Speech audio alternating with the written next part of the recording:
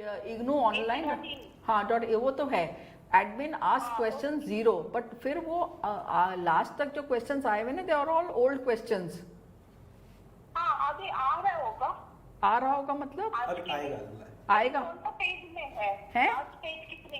Last page 197 है last. उसके बाद एंड लास्ट को दबाओ तो 1 पे आ जा रहा है फिर से।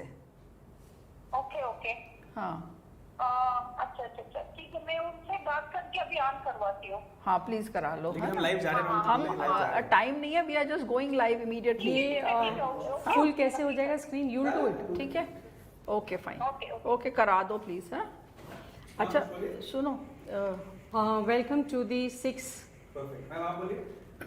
नमस्कार। राष्ट्रीय शिक्षा नीति, सुनो Ankur, you will have to keep looking at me, because supposing I tell you something ना, then how do I tell you? Not keep looking at me, but supposing you जैसे यू फोकस ऑन, अगर supposing ये नहीं चला then we will have to do something ना। क्या नहीं चला? सपोजिंग ये लाइव नहीं हुआ, सो नेक्स्ट ऑप्शन है कि YouTube से क्वेश्चंस है, YouTube में भी क्वेश्चंस आते हैं, you have an option there also. well, how does one go to YouTube then? Just normally speaking को लगा देता हूं, because Just उसको in यहाँ case. नीचे करके रख दो फिर YouTube खुला वाला। हाँ हाँ जी ग्लास उठा लो। ये तो लैपटॉप इतना स्लो है।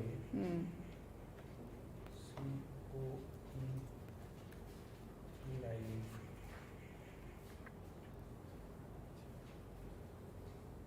so this is live, so once we start you can see yourself also, जो वहाँ पे एक्चुअल फीड जाएगा वो यही होगा। बट क्वेश्चंस कहाँ पे आएंगे? इधर ही आएंगे, नीचे आएंगे इधर। सो इन केस इस पे लाइव डजंट वर्क, आप यहाँ से भी क्वेश्चन बट देन यहाँ पे आवाज आएगी ना, तो आप म्यूट कर दो ना इसको। see this is a bit distracting. What happened?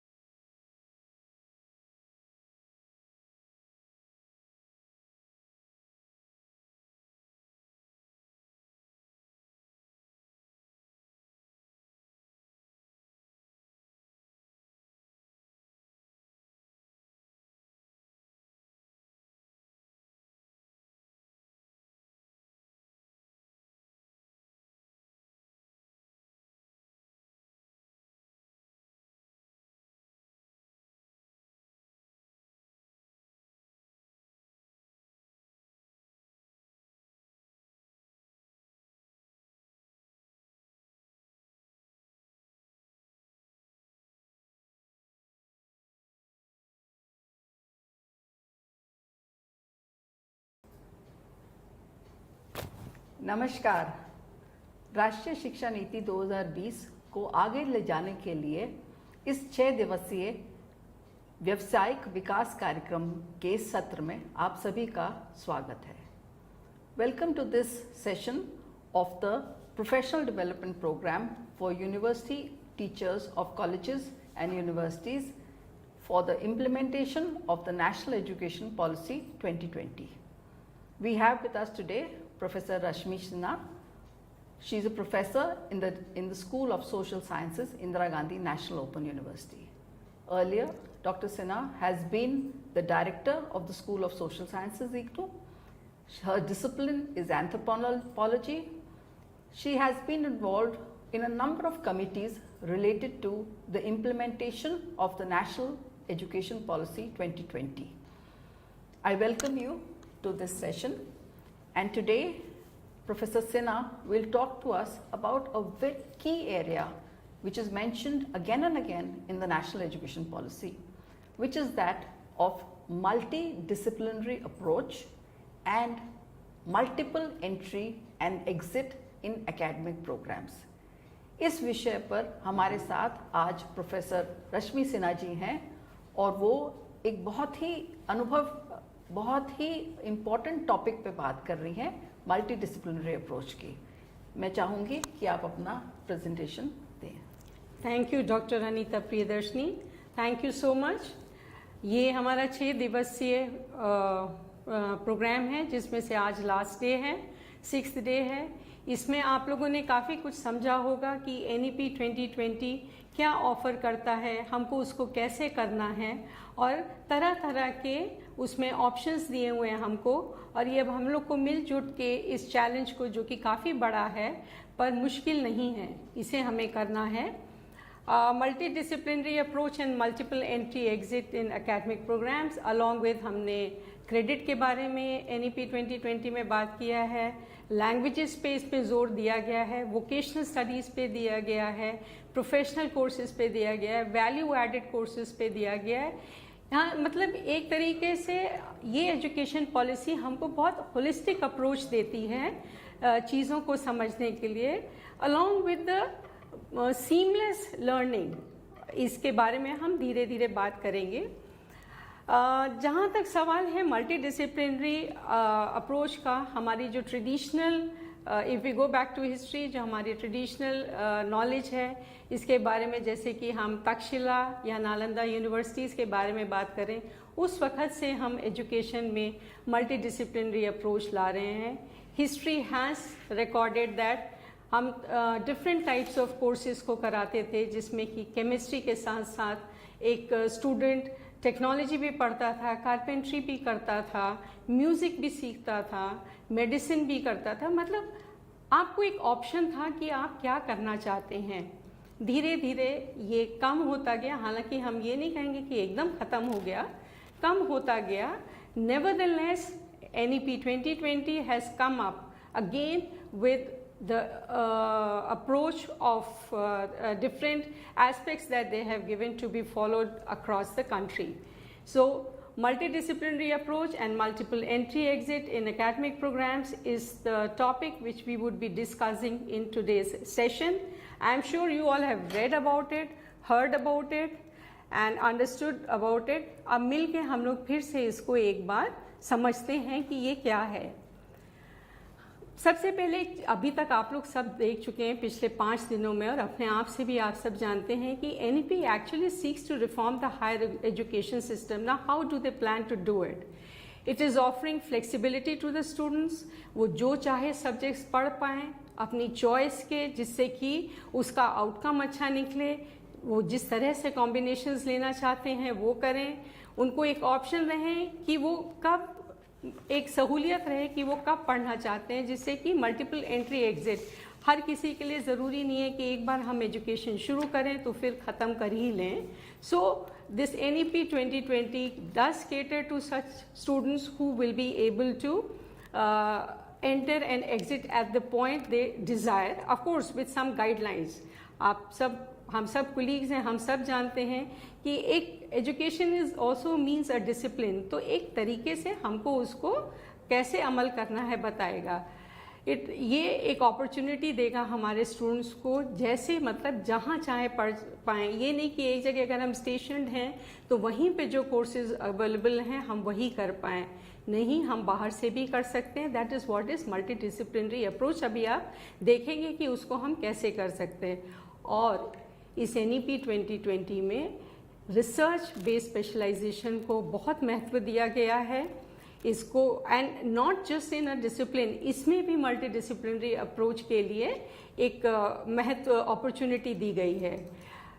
इन सब को करने के लिए we need one body which would look after our this approach, that is the academic bank of credits, to ensure seamless student mobility. आपका ये session हो चुका है ABC के बारे में, पर इसमें हम इसको थोड़ा सा डिस्कस करेंगे when required. अब सवाल आता है what is multidisciplinary actually speaking, इससे क्या फ़ायदा है, क्यों है? So it is basically integration of the entire type of humanity, there is no demarcation, इसमें कोई स्ट्रीम हम अलग अलग नहीं करेंगे, इसमें इंटीग्रेशन है ह्यूमैनिटीज़ का, आर्ट्स का, इसमें साइंस, टेक्नोलॉजी, इंजीनियरिंग, मैथमेटिक्स, इसमें technical courses, vocational, soft skills जैसे कि कम्युनिकेशन या वैल्यू एडेड कोर्सेज, ये सब मिला के इसे जब एक स्टूडेंट पढ़ेगा तो इसे मल्टी डिसिप्लिनरी अप्रोच कहते हैं। और इसको करने का क्या फ़ायदा है इसका? It is, it encourages positive learning outcomes, it helps in problem solving abilities, you are able to master the subjects across the field. जो आप चाहते हैं, जैसे करना चाहते हैं, आपकी in depth learning होगी उसमें, और it will increase the creativity and innovation. When the choices of your courses are your own, naturally उसको करने में उसको एक अलग सा उत्साह रहता है।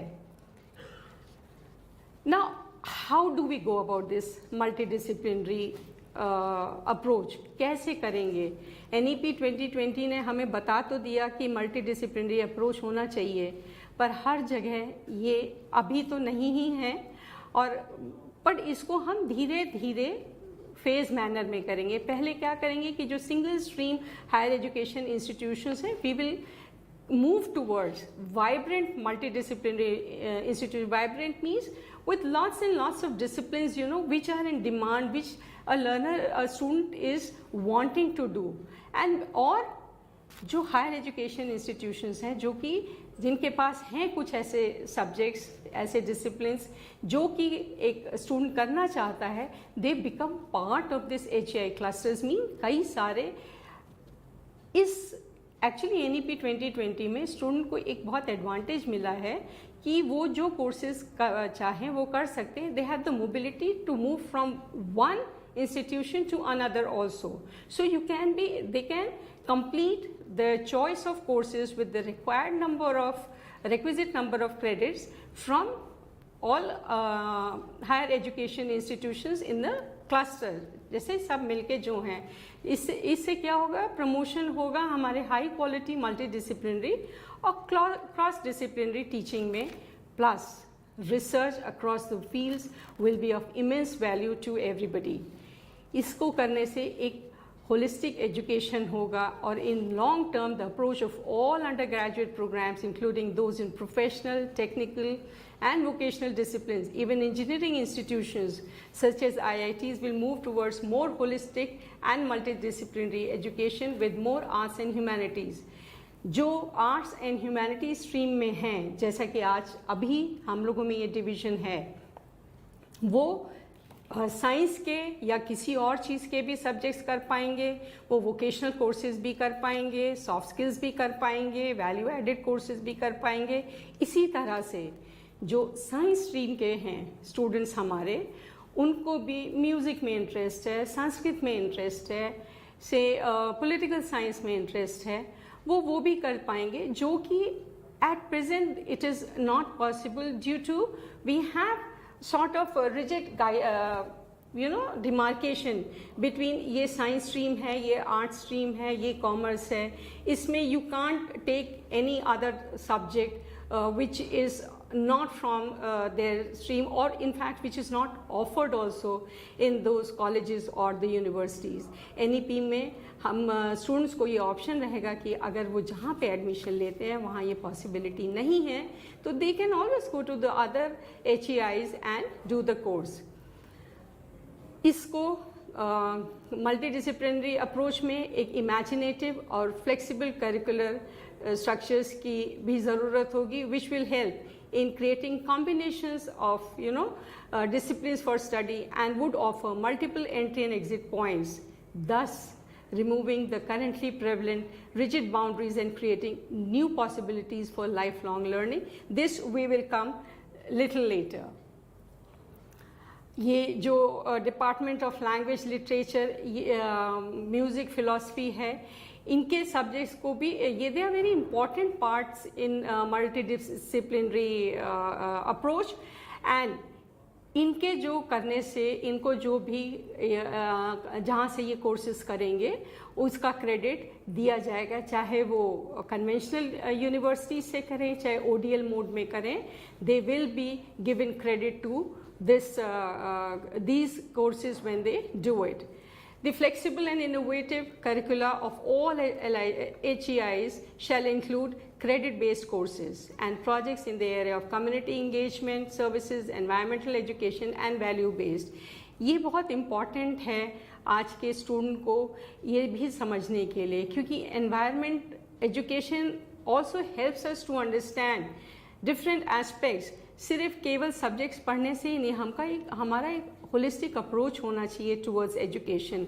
And these type of courses you know when they are all together they give you a very broader horizon. Your learning abilities are much better and you understand things also. Finally, as a part of holistic education, students at all the higher education institutions will be provided with the opportunities for internship and local industry business. NEP actually बहुत emphasis देता है आपके internship पे, आपके field उस पे, research पे. तो इसमें practical side of learning is given lot of emphasis which further help you in the employability. क्योंकि कुछ भी हम करें, बहुत चीज़ें हम शौक के तौर पे पढ़ना चाहते हैं. Nevertheless, it is also important that one is employed. And many a times it happens कि there are certain conditions, the eligibility criteria of a particular place, but किसी भी यूनिवर्सिटी या एजुकेशनल इंस्टीट्यूशन का एक फॉर्मेट होता है. कभी हम उसमें फिट कर जाते हैं, कभी नहीं कर पाते हैं. पर NEP के तहत क्या होगा कि you know what you want to do actually, right. It gives you also an option. ये नहीं कि एक बार अब ये कर लिया तो अब हमारे पास कोई ऑप्शन ही नहीं रह गया करने को. NEP आपको ऑप्शन देता है कि आप समझिए आप करना क्या चाहते हैं and fulfil your passion actually.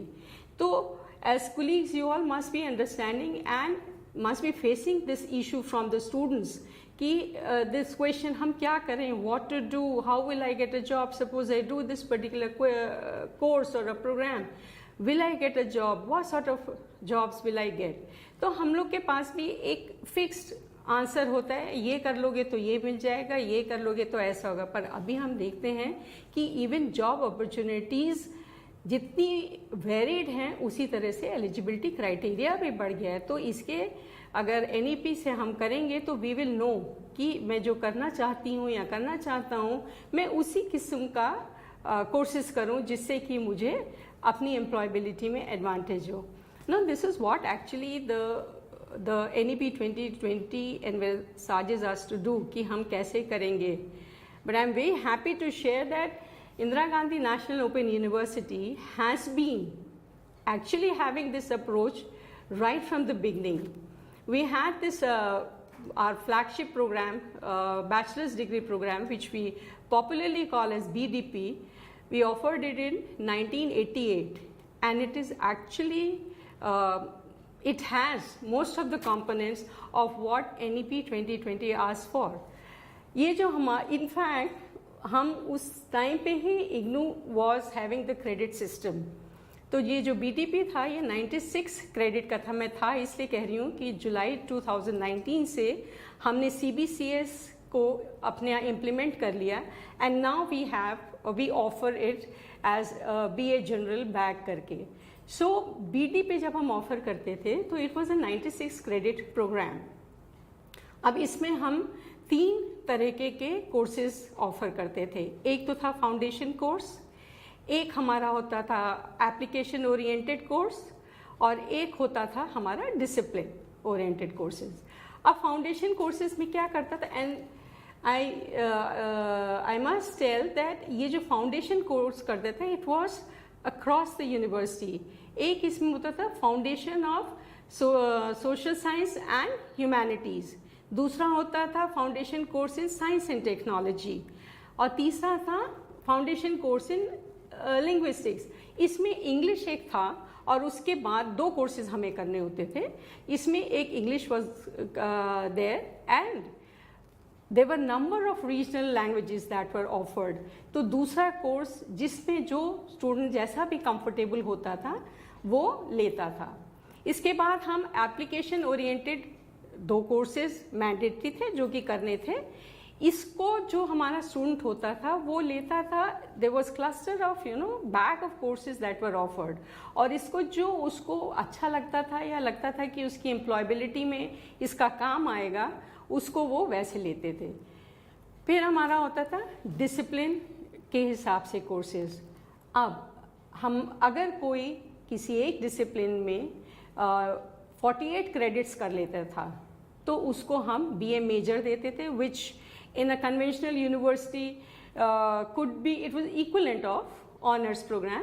और अगर 48 से कम क्रेडिट का होता था क्योंकि वो अलग अलग डिसिप्लिन्स करना चाहता था, तो they had a different view, somebody wants to major in something, be more informed, more learned about a particular discipline. Some students want to master in more subjects, तो उसको वो हम BDP, उसको हम BA माइनर कहते थे, जो कि which was equivalent to pass course in a conventional university। ऐसा नहीं है कि हमने सिर्फ BD पे अंडर ग्रेजुएट लेवल पे ही मल्टीडिसिप्लिनरी अप्रोच दिया था। Even in the postgraduate level also we offered this multidisciplinary approach before NEP was came into picture।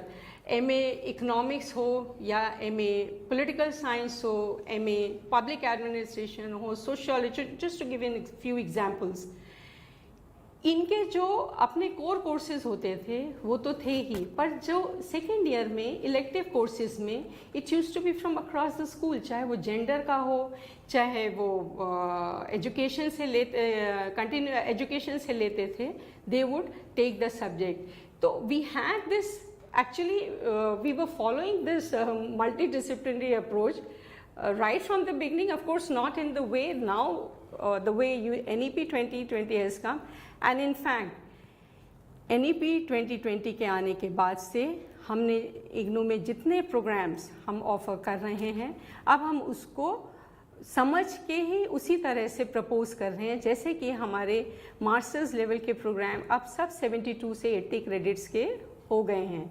Second year में हम उसमें मल्टीडिसिप्लिनरी अप्रोच ला रहे हैं, उसमें हम नॉट ओनली डिफरेंट डिसिप्लिन्स में, पर उसमें वोकेशनल कोर्सेज भी हैं, उसमें प्रोफेशनल भी हैं। डिपेंड करता है कि जैसा हम कोर्स कर रहे हैं उसमें कौन सा उसमें बेस्ट सूट करेगा, उसी हिसाब से we are offering.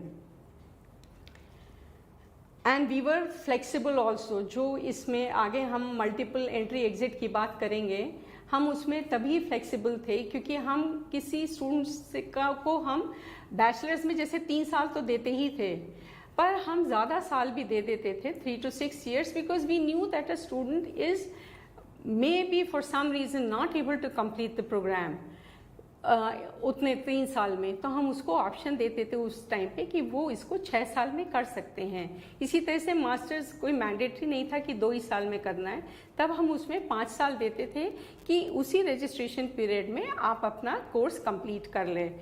So that is about the multidisciplinary approach which NEP 2020 envisages, and by giving you an example what we follow it at Indira Gandhi National Open University, I think it would make you a little more comfortable in understanding and realizing that though challenging, it's not a tough job to do. Now comes the multiple entry exit in the academic programs. Why do we need it? कई बार ऐसा होता है कि कोई student admission लेता है और किसी कारणवश वो छोड़ देता है, वो नहीं कर पाता।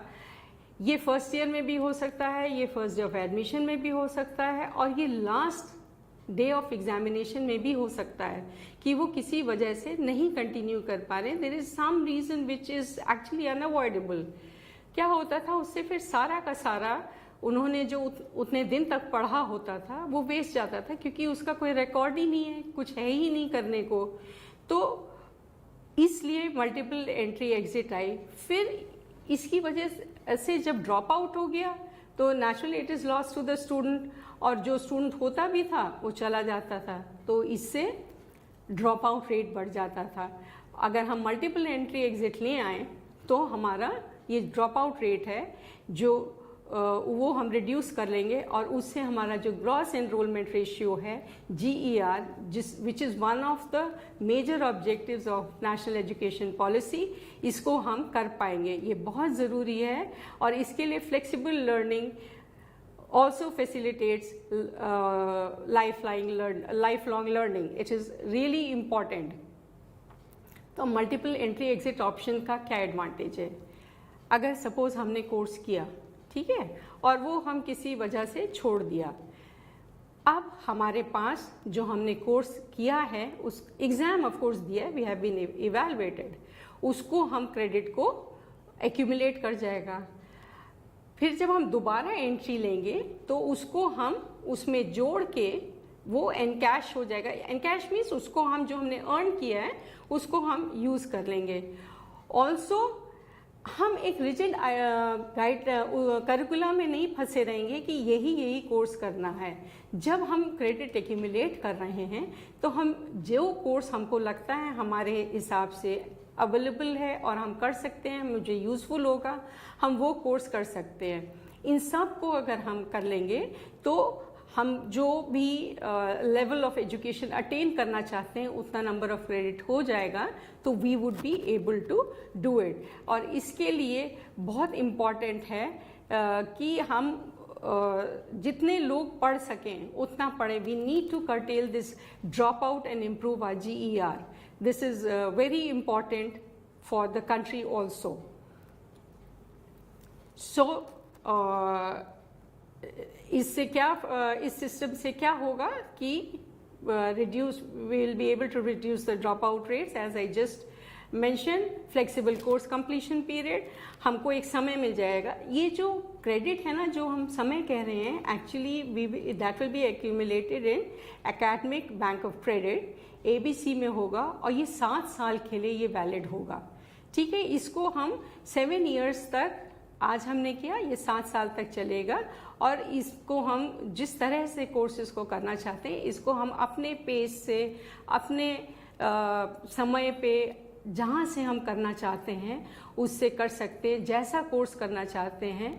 बिकॉज इससे क्या होता है, we are also valuing what the student wants to do. We are not just asking them यही करना है, उनकी भी कुछ एक they have also thought of something, you know, and this helps, this facilitates them in following up what they desire to do.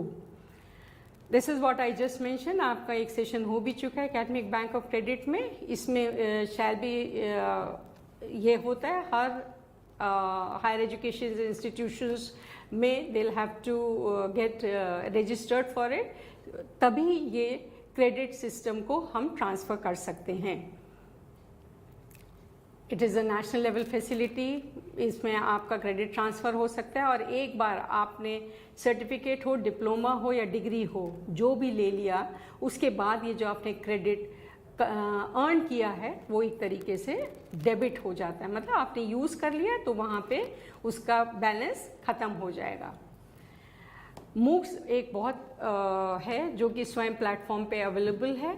ये universities with the approval of competent authority में adopt Swayam courses for the benefit of learner. हर जगह हर course available नहीं है, पर अगर MOOCs पे अवेलेबल है तो वो कर सकते हैं, और वो उसका क्रेडिट ट्रांसफ़र हो सकता है। MOOCs, as you all know, is massive open online course. अब हम आते हैं जो हम इतना मल्टीपल एंट्री एग्जिट के बारे में बात कर रहे थे, तो इसमें क्या है कि हम एंटर करते हैं जब कॉलेज, तो you should be 12th pass, and it is based on the criteria which the university laid down with all the checkings depending upon the student teacher ratio, जितना intake capacity होती है उसी हिसाब से। एंड इसमें एक चीज़ होगा कि higher education institutions may earmark seats for lateral entrance also, because to the second, third and fourth year of first degree program which is undergraduate level का, क्योंकि हम यहाँ पे multiple entry और exit के बारे में बातें कर रहे हैं। अब अंडर ग्रेजुएट प्रोग्राम जो है वो it can be from 3 to 4 years depending with the option of multiple entry and exit. और इसमें क्या किया गया है कि अगर हम फर्स्ट ईयर छोड़ते हैं, इसको हमने लेवल 5 से लेवल 10 तक दिया है। Level 5 is your certificate, when you leave at level 5 it will be certificate, और लेवल 10 तक जाएंगे तो that is PhD। Now entry 1 पहले क्या होता है, सबसे पहले जब हम फर्स्ट ईयर में जाएंगे तो हमको 12th का हमारे पास होना चाहिए विद द रिक्वायरमेंट जो कि एलिजिबिलिटी क्राइटेरिया है उन सबको मद्देनज़र रखते हुए। और अगर हम फर्स्ट ईयर में ही एग्जिट करना चाहते हैं तो a certificate will be awarded when the student exits at the end of first year, और यू कैन से 2 सेमेस्टर्स। इसमें हमको 36 to 40 क्रेडिट्स होने चाहिए to qualify to get an undergraduate certificate. इसी तरह से एंट्री 2 क्या है, एक तो आप कंटिन्यू कर रहे हैं और एक ये वो वाले भी स्टूडेंट्स हो सकते हैं जिन्होंने पिछले अपना सर्टिफिकेट लेके छोड़ दिया हो, कुछ और करने लग गए हो और वापस दोबारा इसमें ज्वाइन करना चाहते हैं। तो it is after completing first year as it is mention there. Exit 2 में जब हम इसको छोड़ेंगे तो हमारे 4 सेमेस्टर्स पूरे हो गए होंगे और 72 to 80 क्रेडिट्स हमने अपने में एक्यूमुलेट कर लिया होगा, जिसमें 36 to 40 credits at level 5 and at in both the levels. तो तब जब हम ये क्लियर करते हैं तो एक डिप्लोमा हमको मिलेगा। Entry 3 is for level 7 is a diploma which is obtained after 2 years, that is 4 years of under graduate. And इसको एग्जिट करने पे सब सक्सेसफुल कंप्लीशन 3 years यानी कि 6 सेमेस्टर्स जब हमने किए हों, इसमें बैचलर्स डिग्री आपको मिलेगी जिसमें तकरीबन 108 से 120 क्रेडिट्स होने चाहिए फ्रॉम लेवल 5 to 7, और हर लेवल पे 36 to 40 क्रेडिट्स हमने एक्यूमुलेट किया हो, अर्न किए हों इनफैक्ट। जब हम 4th एंट्री पे आते हैं तो the individual seeking admission to bachelor's degree honors with research, that is level 8, in a specified field of learning would normally had completed the requirement of relevant 3 years bachelor's degree। ठीक है, पर इसमें एक और रिक्वायरमेंट होती है कि जो आपका CGPA है वो 7.5 होना चाहिए to be allowed to continue the studies in the 4th year of your undergrad program and to pursue the bachelor's degree with research। इसको जब हम एग्जिट करते हैं तो हमको बैचलर्स डिग्री मिलती है विद ऑनर्स और रिसर्च, और इसमें हमें total 144 to 160 credits we should have earn and 36 to 40 credits right from level 5 to level 8। तो आप देखिए एक तरीके से हर लेवल पे बराबर सा एम्फोसिस दिया गया है ऑफ एजुकेशन। अब मास्टर्स लेवल पे higher education institution will give flexibility, different designs होंगे मास्टर्स प्रोग्राम के। हमने अभी पिछले में देखा एक जो 3 साल में अपना बैचलर्स ख़त्म कर लेते हैं, वो लोग 2 years ऑफ मास्टर्स प्रोग्राम करेंगे। जिन्होंने 4 साल का किया है विद ऑनर्स एंड रिसर्च वो 1 year मास्टर प्रोग्राम करेंगे। और एक और ऑप्शन है 5 year इंटीग्रेटेड प्रोग्राम। इसमें क्या होगा, इसमें आपको ऑप्शन होगा कि आप 3 साल बाद एग्जिट कर सकते हैं with a bachelors degree, and you have an option of exiting it and continuing your 2 years in some other high in another institutions, another HEI, sorry. So the entry at level 5 at level 9 is like I mentioned, bachelor's जो 1 साल का किए हैं, 2 साल का जिन्होंने bachelors degree programme किया था, जिन्होंने छोड़ दिया था वो लोग करेंगे। इसमें एक ही एग्जिट ऑप्शन है, वो है 1 साल बाद तब आपको पोस्ट ग्रेजुएट डिप्लोमा दिया जाएगा। इसमें सिर्फ मास्टर्स लेवल पे सिर्फ एक बार ही ये ऑप्शन दिया जाएगा। तो हम देखते हैं कि NEP में हमको काफ़ी ऑप्शंस मिले हैं करने के, एजुकेशन को बढ़ाने के, एजुकेशन को समझने के लिए, and lot of flexibility is given.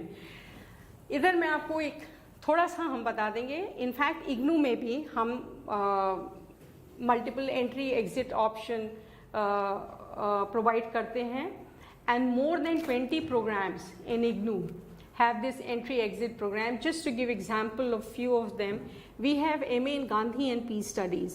So if you complete 6 months you get the certificate course.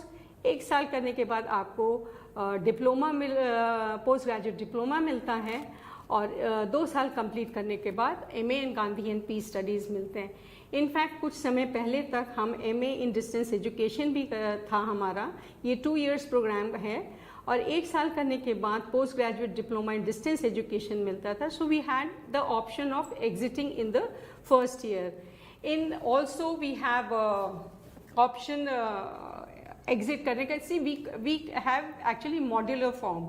हम चाहे MA इन उर्दू हो, MA इन इंग्लिश हो, MA हिंदी में हो, ज्योतिष में हो, फूड्स एंड न्यूट्रिशन में हो, एंटरप्रेन्योरशिप में हो, काउंसलिंग एंड फैमिली थेरेपी में हो, अडल्ट एजुकेशन में हो, विमेन एंड जेंडर में हो, ये सब को हम, ये सब पोस्ट ग्रेजुएट हैं 2-2 साल के। इसमें 1 ईयर पे हमारा एग्जिट ऑप्शन था, जिसमें हम स्टूडेंट्स को post graduate diploma in the desired discipline देते थे। इनफैक्ट BBA रिटेलिंग जो अभी भी हम ऑफर करते हैं, इसको हम फर्स्ट ईयर करने पे they would get it BA in certificate, then diploma second year के बाद, और थर्ड ईयर के बाद BA रिटेलिंग होता था। इसी तरीके से BA in facility and service management, जो कि जुलाई 2022 से ही शुरू हुआ है, this is also in modular approach. So we have actually, और इनफैक्ट जब हम मल्टी डिसिप्लिनरी अप्रोच की बात कर रहे थे तो CBCS तो आप लोग सब भी फॉलो कर रहे हैं, हम भी फॉलो कर रहे हैं।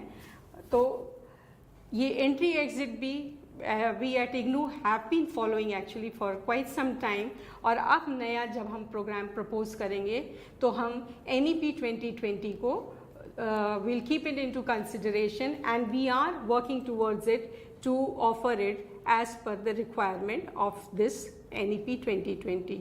I hope today's learning has been understanding to all of us, because हम जितना इसके बारे में डिस्कस करेंगे, जितना हम इसके बारे में बात करेंगे, हम लोग की अंडरस्टैंडिंग भी बेटर होएगी, and it will help us to implement it at a good speed. Thank you very much professor Sinha ji. बहुत सारे सवाल हैं, क्योंकि मुझे लगता है कि ये एक ऐसा विषय है जिस पे अभी बहुत सारी और जानकारी लोगों को ज़रूरी है, और टीचर्स इस पे सवाल पूछ रहे हैं। तो कुछ सवाल आए हैं जो मैं आपके सामने रखना चाहती हूँ, और ज़्यादातर जो सवाल हैं वो जो औपचारिक शिक्षा है, फॉर्मल एजुकेशन है, शायद उससे रिलेटेड हैं, जो हम ओपन एजुकेशन में उनको हमें इस तरह की परेशानी नहीं आती है। जैसे किसी ने पूछा है, how can the time table in multi disciplinary approach be adjusted?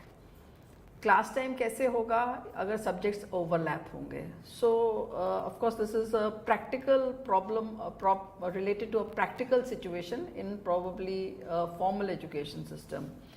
सो एक ये सवाल है, और दूसरी चीज़ जो है, किसी ने ये भी पूछा है कि हमें मल्टी डिसिप्लिनरी का कॉन्क्रीट एग्जाम्पल बताइए। जैसे आपने बताया कि UG में किस प्रकार से किस लेवल पे किया जा सकता है, मुझे लगता है अगर आप फिर से थोड़ा सा उसके बारे में बता दें, UG एंड PG के बारे में किस प्रकार से सब्जेक्ट्स को मल्टी डिसिप्लिनरी बनाया जा सकता है, तो वो ठीक है। जैसे अगर हम PG लेवल की बात करें, ठीक है, तो हम IGNOU को छोड़ देते हैं, क्योंकि वहाँ पे हम PG लेवल पे भी कर रहे थे। जैसे कि मैंने अभी कुछ ही विषयों के बारे में आपको बताया था, इकोनॉमिक्स हो या पॉलिटिकल साइंस हो, सोशियोलॉजी हो, इन सब में हम we would take in the second year we would take courses across the university. कोई ज़रूरी नहीं है हमारे स्कूल का हो। इसी तरह से जब हम ये करेंगे, अब NEP के तहत हमको इसमें और कोर्सेज और तरह के डालने होंगे, क्योंकि इवन इन CBCS हमारे पास क्या थे, कोर कोर्सेज थे, डिसिप्लिन स्पेसिफिक थे, स्किल एनहांसमेंट कोर्सेज थे, एबिलिटी एनहांसमेंट कोर्सेज थे, और जेनेरिक थे, राइट। पर इसमें अब हम लोग को NEP के अंदर अब हम लोग को थोड़ा और प्रोफेशनल कोर्सेज या वोकेशनल कोर्सेज भी डालने पड़ेंगे। इसके लिए we seek the help from the institutions like ITIs and all too, जो हमारा लर्नर स्टूडेंट हमारा करना चाहे वो वहाँ पे जाके, क्योंकि NEP में एक बहुत एडवांटेज है एटलीस्ट एज ऑफ नाउ कि कोई ज़रूरी नहीं है कि जो हम करना चाहते हैं मल्टीडिसिप्लिनरी बनाने के लिए वो हमारे अपनी ही यूनिवर्सिटी में कोर्स अवेलेबल हो, हम दूसरी जगह से भी जाके कर सकते हैं। पिछले किसी सेशन में किसी एक ने बोला था कि जो हम फिशरीज़ का कोर्स करते हैं that should be offered only probably that वो शिक्षक गण हमारे वहाँ सह शिक्षक हमारे शायद केरला के रहे हों, because they said it should be offered only in Kerala. But the point is that no, we are not saying a person from Delhi cannot opt for fisheries, because हम केरला में भी ये कोर्स कर सकते हैं। फिर हम not just fisheries, any course which is available also online, कोई ज़रूरी नहीं है कि उसके लिए क्लास ही हो, हमको करना ज़रूरी है, हम उसको MOOCs के द्वारा भी कर सकते हैं। See, NEP offers education of all kinds, formal, informal, ODN system में आपके एक्सपीरियंस के उस पे, जैसे कि अगर हमको एनिमल्स का बिहेवियर देखना है, ओके, तो हम कोई ज़रूरी नहीं कि सिर्फ किताब से पढ़ के बताएं कि how are they behaving. You know, you can be taken to a zoo and you can have experience it कि वो कैसे बिहेव करते हैं, देखें, ऑब्जर्व करें, वो भी एक लर्निंग होती है। क्योंकि अगर on a lighter side I am saying, अगर हम कहीं जगह किसी जगह घूमने जाते हैं टूरिज्म के लिए अपना कोई, अगर पहले से पढ़ लें और उसके बाद उसको देखें, तो I think that understanding is really good, because we are able to you know actually relate what we thought we have learned. तो जो हम एक्सपीरियंस करते हैं, जो हम देखते हैं, सो मल्टीडिसिप्लिनरी अप्रोच को लाने के लिए कोई ज़रूरी नहीं है कि एक ही इंस्टीट्यूशन हो, हम अदर रिकग्नाइज्ड HEI से भी कर सकते हैं, and we can bring in the multidisciplinary approach, because this approach is also, it is not our defined syllabus, it has got to do lot with what the student wants to do and also what is the employability, what the employers are asking for। हम लोग कई बार courses ऐसे निकाल देते हैं जो कि उसमें कुछ और एक एडिशनल चीज़ चाहिए होती है जो कि एम्प्लॉयर को चाहिए होती है, probably we are not able to provide that. But NEP में अगर ऐसा कोई है, कोई कोर्स है, कोई एक हमको एक्सपीरियंस चाहिए जो कि हमारी एक पर्टिकुलर यूनिवर्सिटी उसको ऑफर नहीं कर पा रही है, तो वो हम दूसरी तरह जगह से करके we can do it, we can have that fulfilled for our needs. I think इसी सवाल का आपने लगभग जवाब दे ही दिया है, क्योंकि कुछ हमारे साथियों ने पूछा है कि क्या स्किल डेवलपमेंट को इस मल्टीडिसिप्लिनरी में भी एक विषय के रूप में जोड़ा जा सकता है? बिल्कुल जोड़ा जा सकता है। और इनफैक्ट अगर NEP का आप डॉक्यूमेंट देखें तो इसमें बहुत एम्फेसिस दिया गया है कि NEP में skill development courses have been given lot of importance, और उसको भी क्रेडिट दिया गया है।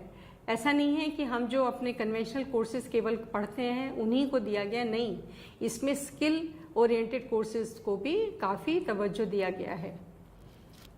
मल्टीपल एंट्री और मल्टीपल एग्जिट एक बहुत यूनिक फीचर है जो NEP ने प्रमोट किया है, और इसी संदर्भ में किसी साथी ने पूछा है, if we have multiple entry and exit and if a student leaves course after 1 year and returns back after 2 years, what would happen to the continuity in knowledge? Okay. देखिए, अगर आपने एक साल, if you have done the course for 1 year and you have been evaluated, right? So you have earned some credit. Now this credit will go to your academic bank of credit, ABC जिसको हम लोग कहते हैं। अब इस credit को remains valid for 7 years, ठीक है? तो इस 7 साल के अंतर्गत आप अंतराल में आप आके ये कोर्स अपना प्रोग्राम कभी भी कंप्लीट कर सकते हैं। You can take entry again and use this credit which you had earned for your whatever level of education you are seeking for. इसको आप बिल्कुल इस्तेमाल कर सकते हैं, 2 साल बाद आने के लिए भी कर सकते हैं। इसकी वैलिडिटी रिमेन्स फॉर 7 years। एक ऑनलाइन मोड के बारे में भी आपने बात की थी कि किस प्रकार से आप अलग अलग मोड से आप शिक्षा ग्रहण कर सकते हैं। तो यहाँ किसी ने पूछा है, क्या ऑनलाइन मोड पर भी स्टूडेंट कोर्स सेलेक्ट कर सकते हैं with the credits? Yes, definitely you can collect, and the UGC regulation guideline says कि 40% of the course can be you can have earned from your online courses। MOOC से आप कर सकते हैं या कोई और अगर recognized platform हो। As of now MOOCs is really massive to say, उससे आप कर सकते हैं। एंड 40% आपको क्रेडिट कोर्स आप अपना जो भी लेवल ऑफ एजुकेशन करना चाहते हैं 40% of that can be earn through this online courses. And I think the whole purpose of NEP is that we are talking about holistic education and not compartmentalization of education. Right. So some questions are coming related to the fact that in a multiple exit system, how can I change my stream, or will my specialization related to stream, will it get affected? So I think some clarification needs to be done on that, on this issue of streaming or compartments which are within education, and when we are talking about a new change of system under the NEP. See, the new system actually gives us an opportunity to exactly do what we want. ऐसा नहीं है हर कोई अलग अलग disciplines में करना चाहता है। कुछ लोग ऐसे भी हैं कि जो एक पर्टिकुलर सब्जेक्ट को शुरू से लेके अंत तक करना चाहते हैं, उनके लिए भी NEP 2020 है। ऐसे भी हैं जो कि कोई एक कोर्स लेते हैं and then they realise no this is not actually what I wish to do, I want to do something else. So it is open, it is seamless, you have an vast option to take whatever you want। इसमें एक तरीके से हमको बहुत liberty मिली हुई है, हर student को एक लिबर्टी मिली हुई है कि वो जो जैसा चाहें, जो कोर्स ऑप्ट करना चाहें उसको कर सकते हैं, और जिस लेवल पे छोड़ना चाहें उतने वो छोड़ सकते हैं, पर उनको वो सर्टिफिकेट, डिप्लोमा या डिग्री तभी हासिल होगी अगर वो उतने क्रेडिट्स को अपना अर्न कर पाएँ। Once they have done it they can do it. तो देयर इज़ एन ऑप्शन, ऐसा कि आप अगर बदलना चाहें अपना स्ट्रीम तो बिल्कुल बदल सकते हैं, कोई मनाही नहीं है इसमें। हमको एक जैसे कहना चाहिए NEP is designed to suit us, every individual can choose what they want to do। कोई एक स्ट्रिक्टनेस नहीं कि अब हम इस कॉलेज में चले गए तो बस अब हमको यही करना है, इसके अलावा कोई ऑप्शन नहीं। दूसरे कॉलेज में अगर कोई और चीज़ अवेलेबल है तो हम कर सकते हैं। तो there is no restriction, it is boundaryless actually. This NEP 2020 is absolutely seamless, both in terms of choice of questions and the time and place and choosing your institution. I'd request you, Professor Sinha, to just speak a little bit more about this credits, because there are questions coming saying that how can credits be merged? We've done 1-2 years earlier and then we do it because we've done it from the date of the result is not the same. So how will credits accumulate? देखिए, हम admission लेते हैं, फिर we are evaluated, right. जब हम exam दे देते हैं तो उसका एक क्रेडिट हमको मिल जाता है, मतलब इतने क्रेडिट का हमने कोर्स किया हुआ है, ठीक है। तो वो आपका ये ABC जो है एकेडमिक बैंक ऑफ क्रेडिट है, वो हर HEI university would get registered and open it. तो जब ये होगा तो आप करेंगे और आपका ये क्रेडिट होता जाएगा। किसी भी कारणवश, for what ever reason you quit it in between 1 year 2 year, of course after completion of the course, अगर आपने उसको छोड़ दिया है तो जैसा मैंने पहले भी बताया था कि ये जो क्रेडिट्स हैं इसकी वैलिडिटी इज़ फॉर 7 years, 1-2 साल नहीं है, 7 साल का हमको समय मिलता है जिसमें हम अपना कोर्स जो हम करना चाहते हैं वो कंप्लीट कर सकते हैं। कोर्स ही नहीं, हम ऐसा भी कर सकते हैं, number of different type of courses को भी हम कर सकते हैं। और अगर हमको जिस भी विषय में हम करते हैं उसी हिसाब से हमको सर्टिफिकेट मिल जाएगा, वो हमको मिल सकता है। तो see, whenever you have studied, it will not go waste or unaccounted. It will remain with you and you can utilize it when there is a time for you to continue your studies. I think this issue of multidisciplinary, on this issue there is a bit of a worry that whether a person will be able to get employed if they are not specialized in one area. So a question which has been raised is, please clarify which type of employment will be possible after getting multidisciplinary certificates so that students can plan accordingly. See, when we are talking of multidisciplinary education, multidisciplinary approach, it is not actually, it is giving you an opportunity to go through n number of disciplines you wish to do, whatever is your choice. But if you want to continue in one particular course, one particular program, you have the liberty to do so. इसमें कोई मनाही नहीं है। जैसे कि under graduate programme जो है या एमए जब हम करते हैं तो we know what we are looking for. जो 4 year undergraduate FYUP undergraduate program है, 4 ईयर अंडर ग्रेजुएट प्रोग्राम, इसमें जब हम 4 साल कर लेते हैं तो ऑब्वियसली वी आर वेरी, इसमें मेजर डिसिप्लिन्स भी हैं, माइनर भी हैं। तो depending upon what you want to do in life in future, you have the liberty to take them. आप उसमें चाहे मेजर करिए, उसमें चाहे जो भी डिमांड आपके एम्प्लॉयबिलिटी आप सोचते हैं उसकी, उस हिसाब से कर सकते हैं।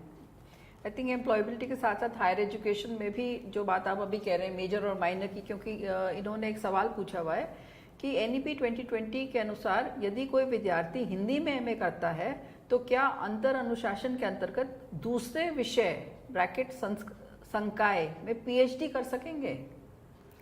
देखिए, ये तो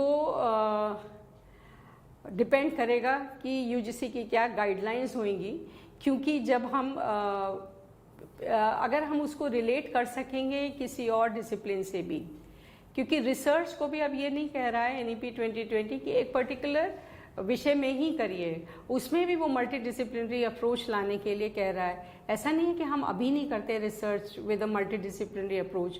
we do have not just individual topics, but we have disciplines also which have a very interdisciplinary approach in doing in studying it.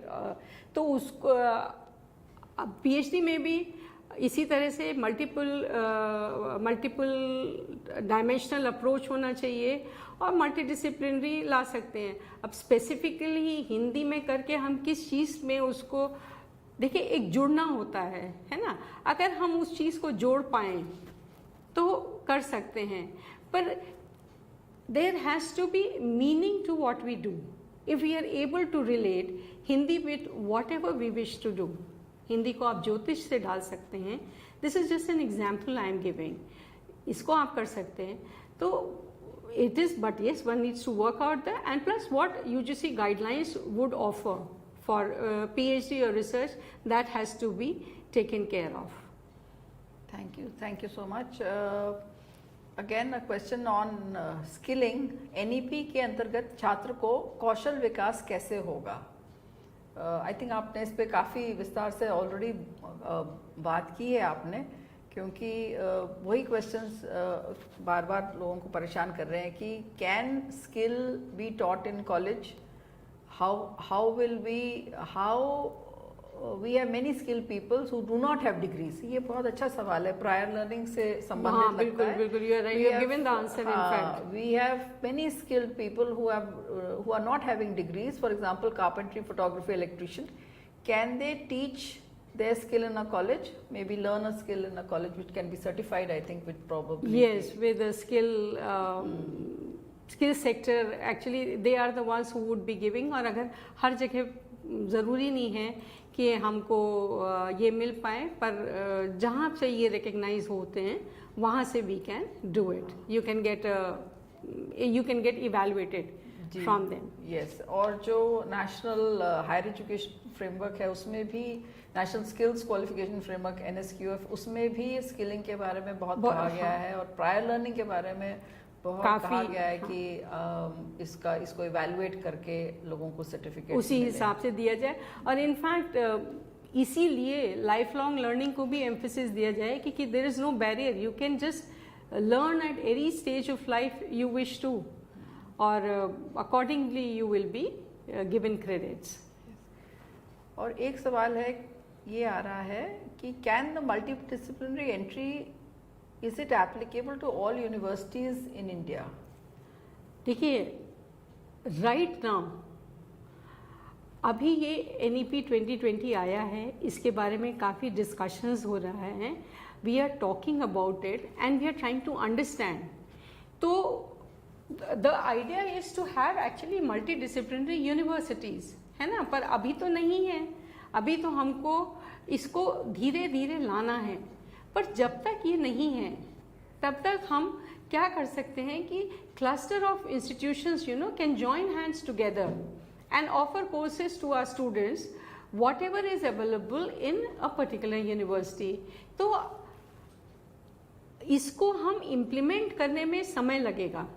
आज अभी हम कहते हैं इस वक्त कितनी हैं बताइए, तो ये तो बहुत मुश्किल है, क्योंकि अभी हम we have to work out, और ये फेज़ में ही होगा, धीरे धीरे चल के ही कोई भी यूनिवर्सिटी है वो सारे के सारे जितनी सारी चीज़ें NEP में बोली गई हैं उसको कर पाएगा, कोशिश करेगा, कितनी कर पाते हैं। इसीलिए cluster of high education institutions की बात हुई है कि सारे इंस्टीट्यूशंस मिल के एक दूसरे की मदद करके हम जो मल्टीडिसिप्लिनरी अप्रोच के बारे में बात कर रहे हैं वो अपने स्टूडेंट्स को हम ऑफर कर पाएँ। एक लगभग लास्ट क्वेश्चन जो पूछना चाहेंगे वो ये कि how the quality of education will improve through multiple entry and multiple exit under the NEP? देखिए, इसमें एक ये भी ऑप्शन है कि अगर जहाँ मैं रहती हूँ या रहता हूँ वहाँ पे कोई अच्छा नहीं है ना, या अवेलेबिलिटी नहीं है उस कोर्स को करने की, उस डिसिप्लिन को करने की, तो we have a huge basket, हम कहाँ से कर सकते हैं, and we can look for कि कहाँ पे क्या चीज़ अच्छे से अवेलेबल है, and one can go in for it, क्योंकि इसमें हमको this gives us an option to learn from where we desire. अगर हमको लगता है कभी कभी एक हमारे लिए लैंग्वेज बैरियर हो जाती है, या कभी कभी कोई सिटी बैरियर हो जाती है, कभी हमें लगता है यहाँ पे उतनी अच्छी तरह से नहीं किया गया है, but NEP 2020 also ensures the quality of education. It is not just offering, it has to be quality assured education that we are imparting to our students. So quality will be taken care of by all the HIEs when we are offering this, and it has to be not just for one or two institutions, it has to be across the university, because it is open to all. So quality assurance in any course is a must in NEP 2020, and that will be in fact monitored. So we have to, when we are having a curricula, when we are having any course which we offer, it has to be one which can be sought after one. मुझे लगता है बहुत सारे सवाल आए हैं इस topic पे। This is a topic which is still being discussed, still being thought through. So it is possible that there is a lot of clarification required, and I think this session has been extremely interesting, because a number of teachers have said that it is very informative and this topic needs to be given again and again in every batch. I think teachers who are participating in this program would like to know more about multidisciplinary courses, and especially in terms of how they are being done for the UG and PG levels. And one last question is that though I think this is probably a little premature, but somebody has actually asked you that can you recommend what kind of subjects would be possible combination for students of commerce? So I think this is. आप क्या करना चाहते हैं वो बताइए, उसके बाद we will think it over. Not that I can really answer right away. Yeah. But it all. Let's see. It is coming slowly. Yes, Hum but क्या- it's good that there is a thought process I which know. is started, that yes, this is what it has to be done, so that people are thinking about multidisciplinary courses and about those programs. So I think with this we will like to conclude here, I think, unless I think you've answered most of the questions which were there related to this very, very important topic of multidisciplinary education. And I'd like to thank Professor Rashmi Sinha ji for a very, very lucid explanation on this very important topic. आपने बहुत ही विस्तार से इस विषय के बारे में बताया और सवाल भी बहुत आए हैं, और मुझे लगता है आप सभी को कुछ ना कुछ आगे इस विषय पे सोचने के बारे में, इसको लागू करने के बारे में आप सोचेंगे, क्योंकि इस पूरे कार्यक्रम का जो महत्व यही होगा कि किस प्रकार से NEP को आगे ले जाया जाए, और at the ground level how we can implement the national education policy 2020. On behalf of all of us, I'd like to thank Professor Rashmi Sinha for sparing her time and giving us this very important ideas about the multidisciplinary education which is being promoted by the National Education Policy 2020.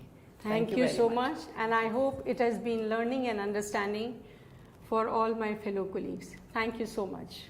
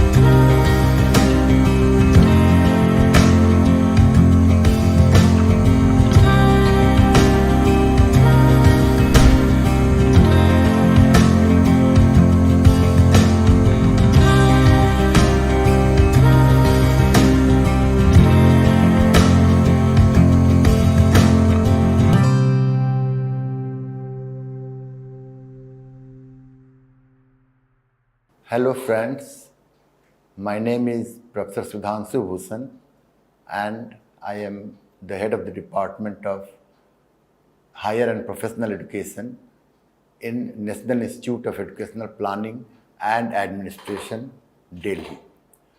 Well, I have come here to give a talk on national education policy, and the exact topic is structural changes, school to higher education, competencies and values.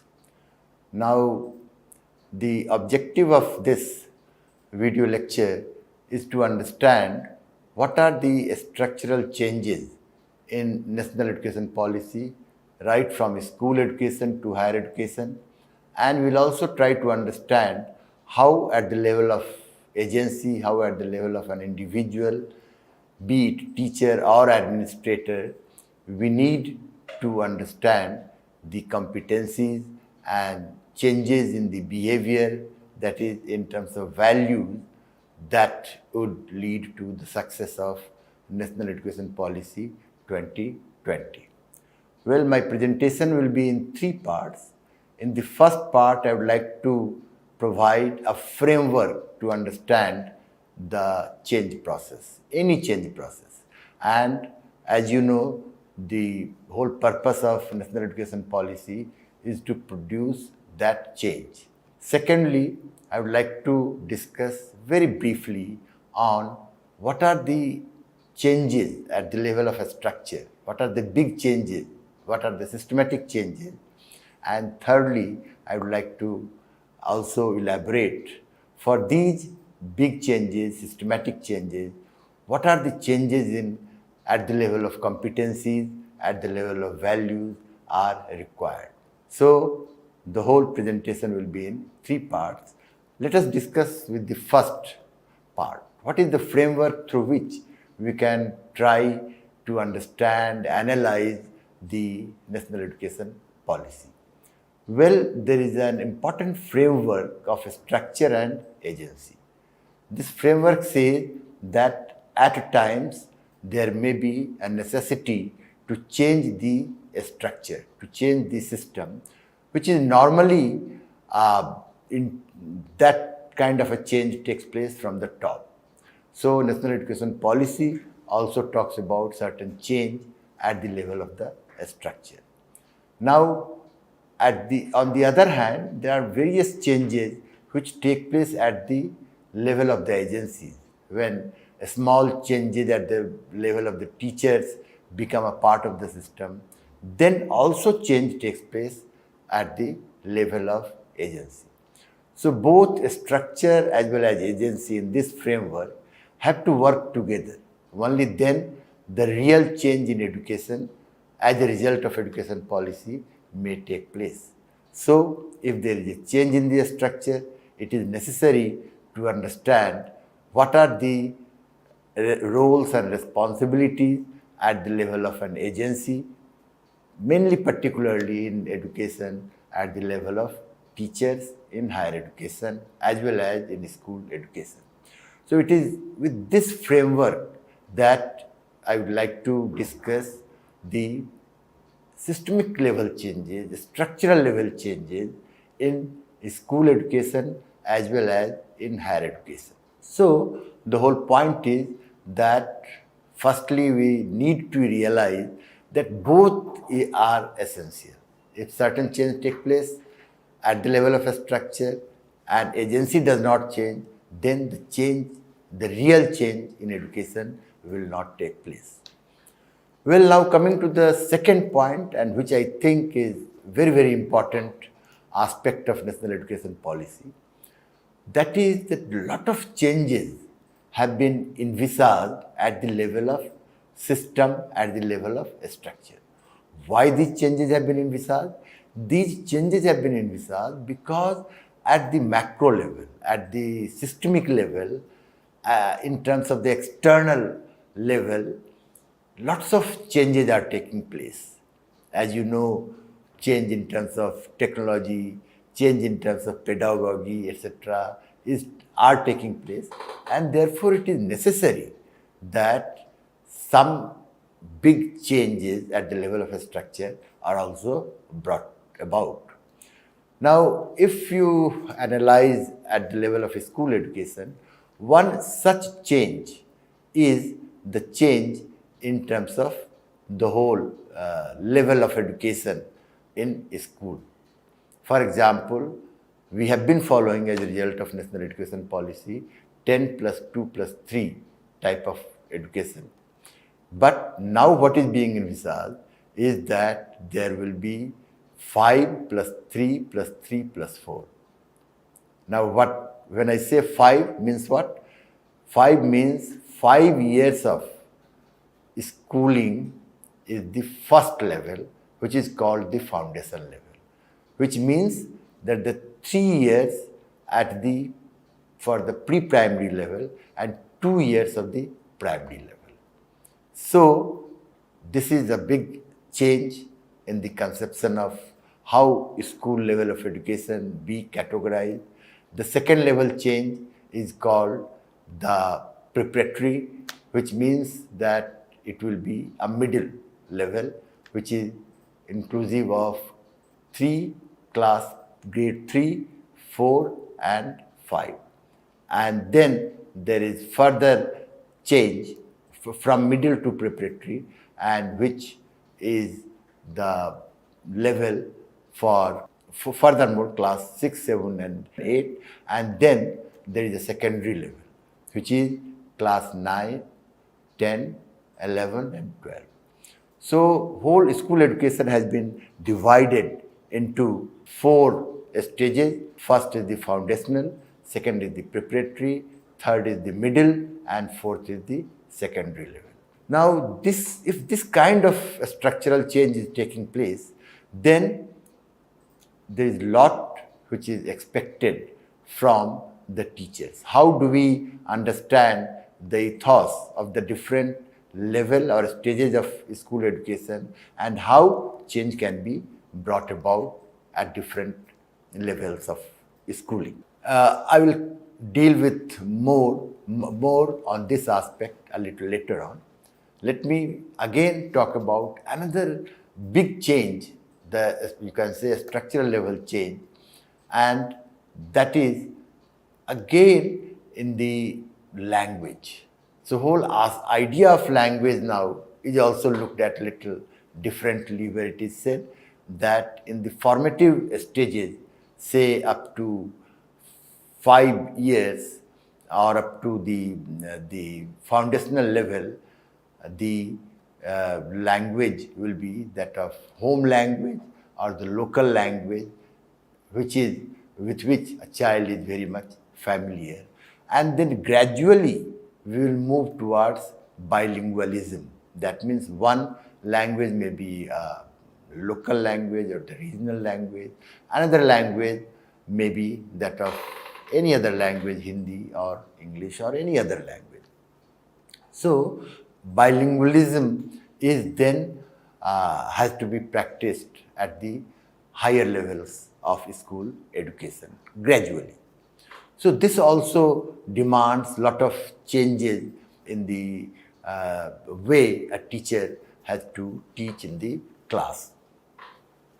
And for all this, another very important aspect that has been talked about at the level of school education is that the whole teacher training and capacity building exercise has to be given an importance. And in this regard, you may be knowing that there is a whole move towards an integrated teacher education program so far as pre-service teachers training is concerned, and during the service also National Education Policy talks about 50 hours of the professional development program for every year, which means that the continuous training, continuous capacity building will take place, and so that the teachers become competent enough to progressively understand, to progressively improve the quality of school education. The fourth change also I'd like to talk about, and that change is that at the school level, there is a concept of cluster. That means with the many schools may form a cluster so that the schools can use the resources commonly, and therefore the efficiency in the resource use can be developed. This cluster concept is also becoming one important structural change so far as the school education is concerned. Now, let me briefly also discuss in this second part of my lecture on what are the structural changes at the higher education level. And these changes are indeed very enormous, very huge.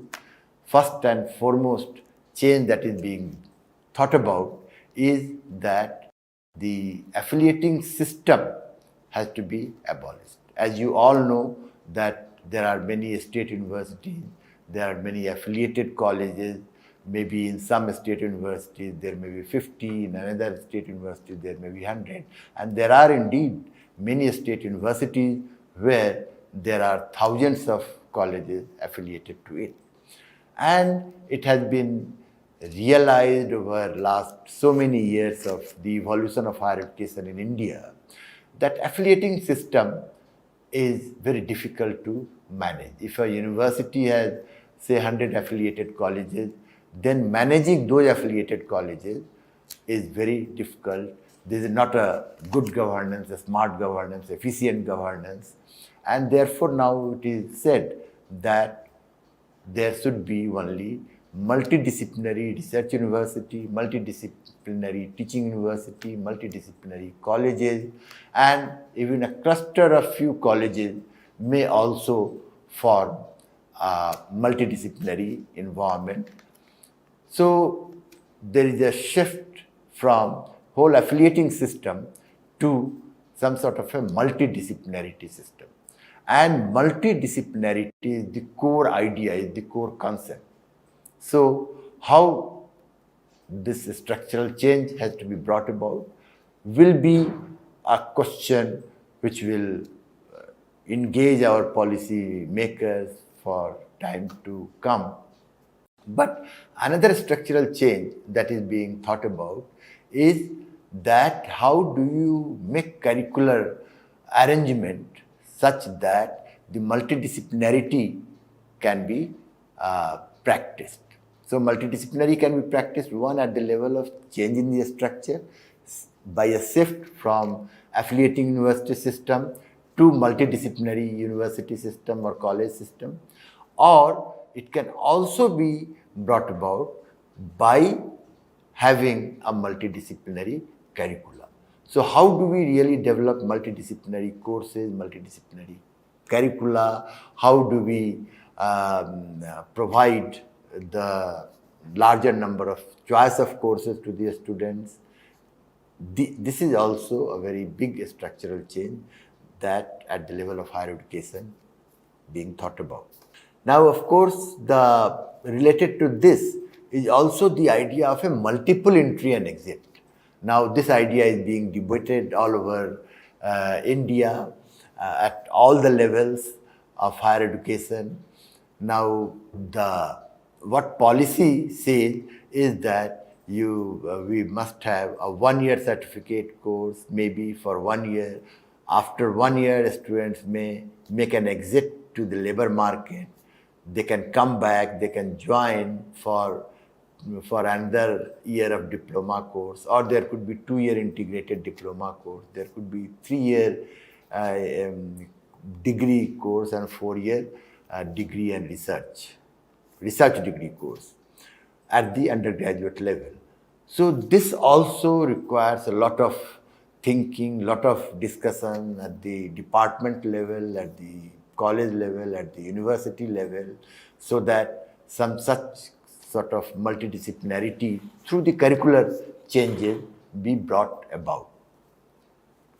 So, and of course also at the postgraduate level, there is the whole idea of 1-year postgraduation or the 2-year postgraduation, allowing the possibility of entry and exit. Now, this is again a big change at the level of system that has been thought about, and how do we really practice it has to be through the process of discussion, debates at the level of the universities and the colleges. Now, another very important change at the level of, again, the system or the structure is that now what is being said, that for an efficient and for a smart governance, what is most necessary is that how decisions are taken very fast. At present in the university system, the whole decision-making process is very, you can say, time-consuming. Of course, it is participatory. Of course, it is democratic. There are arguments for and against of this, but the new education or the national education policy talks about the change in terms of a body which is called Board of Governors, and this Board of Management or Board of Governors will be a body of very small number, maybe 7, 8, and this body will be the highest body which will oversee the functioning of the university or the functioning of the college.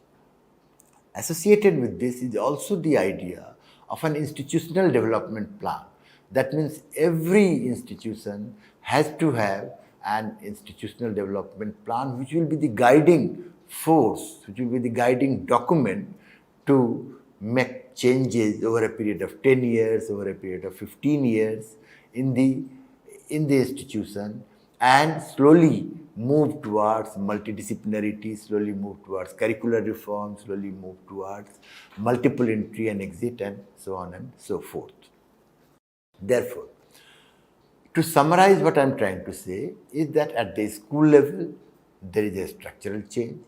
The structural change consists of the whole, the level of education in the school education is changing, and that begins from foundational to preparatory to middle to secondary, of 5 years duration, 3 years duration, 3 years duration, and the 4 years duration respectively. This is a big change. Secondly, as I was saying, that for this whole curricular change has also to take place.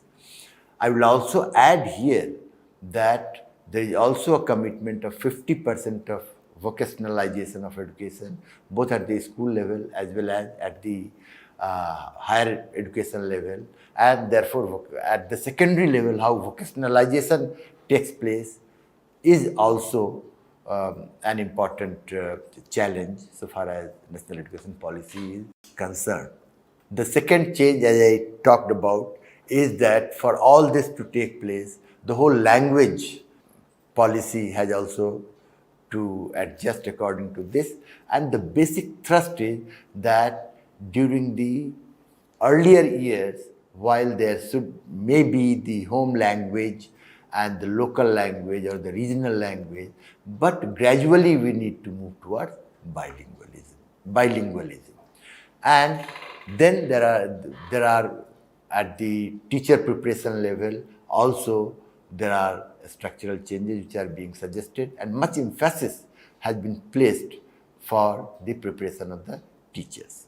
Now, at the higher education level, again, even at the cost of repeating, I must say that the idea is that abolish affiliating university system, introduce multidisciplinary research university or the teaching university or the college, and the core of this is that multidisciplinarity has to be introduced, and multidisciplinarity in this case means how do we allow more and more choices of courses to the students which do not necessarily pertain to within a particular discipline but also outside the discipline.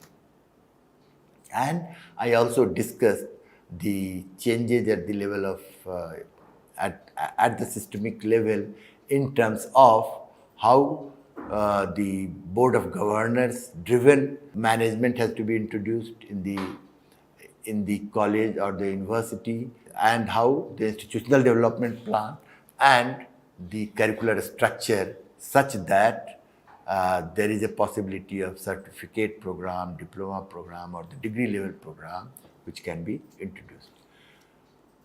Let me, however, add that these structural changes, these system level changes, are not the changes which can be brought about in a year or two or even in 5 years.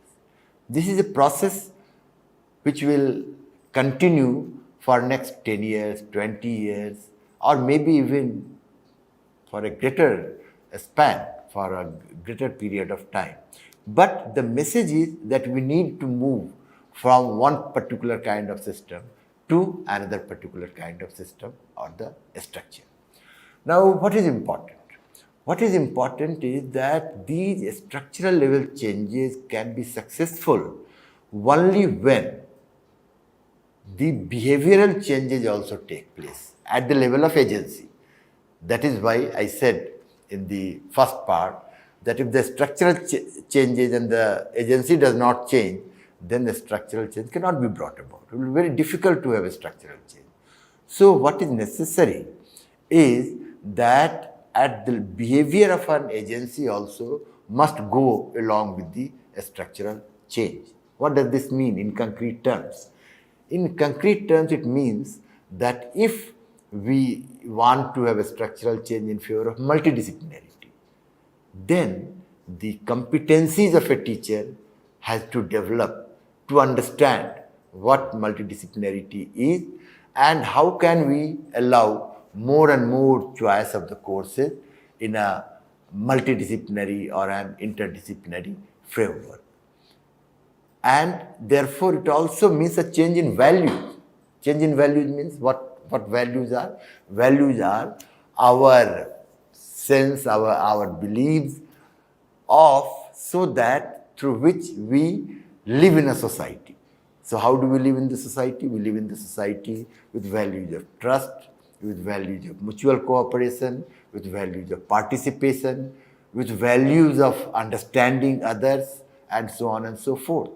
So, if multidisciplinarity has to be a part of the change at the level of a structure, then it is necessary that if I belong to certain particular discipline, then my ways of doing things must change. I must try to find out collaboration or partnership with other disciplines and try to see how in partnership with other disciplines we can promote multidisciplinarity through various ways such as joint teaching, collaborative teaching, joint research, collaborative research, and joint publication. So at both the level, teaching, research, and publication, at all the levels, we will have to come out of our previous mindset where disciplinary basis of knowledge used to be important. So the ways of doing things has to change. And for this, what is necessary? The first step is that at the level of agency, we try to understand what these changes are, what is the meaning of these changes. And only then at the level of our working, at the level of through the change in the behavior is possible, and the structural changes may gradually take place. So for example, it is a big policy move that there should be a 5 years and 3 years and 3 years and then 4 years of schooling. Now we need to understand that 5 years means what? 5 years means 3 years of pre-primary, 2 years of primary, and at this level, whatever is the competency required, that competency need to be provided. So this ethos of the change has to be understood. That is why even competency becomes very, very important. And on the aspect of competency, there is an emphasis. Every teacher will have to now undergo, in addition to their pre-service training and in-service training, 50 hours of in-service training, which basically amounts to 4 credit course in a year. So through the professional training, the competency of a teacher has to be improved. We need to understand, for example, if bilingualism at some stage is promoted, we need to understand how can we have bilingualism in the school education, and the changes will be necessary in terms of the textbooks or in terms of the competency of a teacher to teach in 2 languages and so on.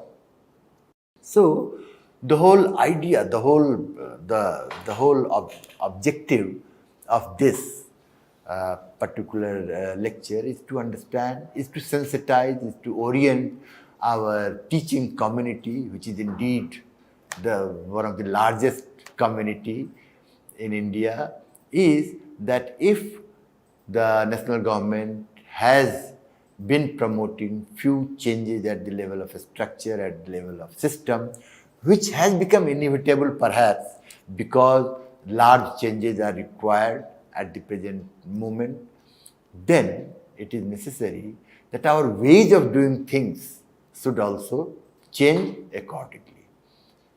And ways of doing things depends upon 2 important components. Depends upon what is our value, what is our competency. And as I said, by value, we mean that how do we mutually try to understand each other, try to understand the concept, how do we cooperate, how do we form a group, how do we lead a group. So all these values are the democratic values, are the values of inclusion, which is necessary for making a change at the level of a structure. Needless to say that competencies are the most important component. And in this today's knowledge economy, today's context where knowledge is changing very fast, we have to upgrade, whole teaching community have to upgrade in terms of the competence.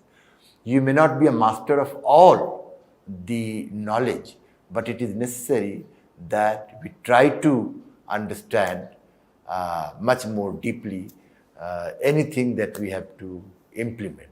So I think it is one of the very important implementation strategy that we make changes in the behavior when going along with the changes in the structure. I think this is the message that I would like to convey through this lecture. So thank you very much. Hope national education policy is implemented at the ground level with this spirit of change in the behavior, change in the competency and the values.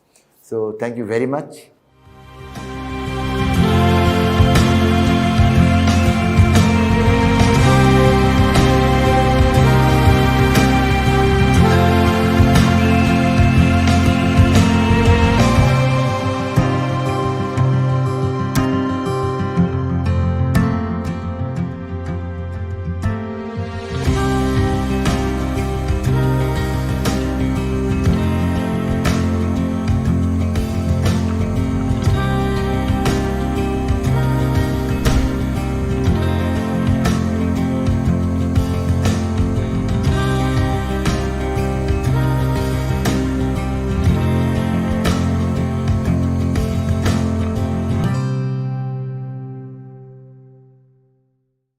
Thank you, IGNOU, for inviting me to this lecture series. I will talk to you today about the National Education Policy 2020 and especially its focus on the academic research quality. If you look at the section 18 in NEP 2020, it talks about catalyzing quality academic research through a new National Research Foundation. So NRF is something what NEP is proposing. And I must tell you that NEP is one of the most transformational policy that we are getting after a very, very long time. After over 3 decades, this policy has come. And the genuine focus on the Indian knowledge systems and research is very important. I'll touch upon some of these subjects during my talk of about 30 minutes. As all of us know, we have a long historical tradition of research and knowledge creation, especially in science, technology, humanities, art and literature, medicine and agriculture. And we can go on naming several scholars from ancient India, not only the inventor of zero, but the Kanad, who also talked about basics of physics, and the Aryabhatta, Varamira, and Chanakya, Panini, and Patanjali, Charak, Sushrut. The list is very long.